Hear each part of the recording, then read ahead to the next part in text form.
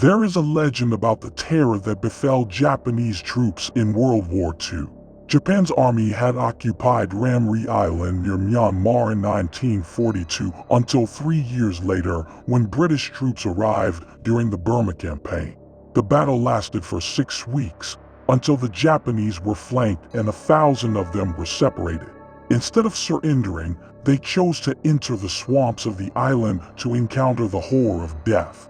The long march first presented them with disease and hunger. Weakened, the men crawled through the waters when the first predators fell upon them. Jaws closed on the soldiers' flesh, dragging them into the water. The blood that spread in the swamp along with the cries only ceased when, underwater, the creatures shook their victims, breaking flesh and tearing the last shreds of life. These were saltwater crocodiles. Some reached up to 6 meters in length and weighed over a ton. The monsters moved skillfully through the waters with cold eyes patiently watching for prey.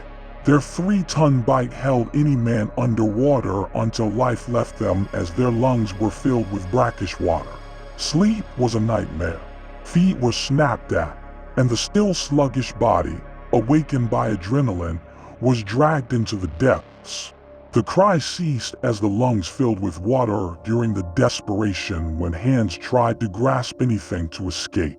Rifle shots only added to the terror that kept the soldiers awake and prevented their rest.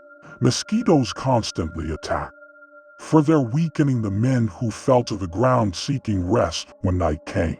In the darkness, the crocodiles attacked again. The British and Indian forces blockaded the island, preventing escape. The small streams used as pathways were targets of enemy rifles or ambush points for crocodiles.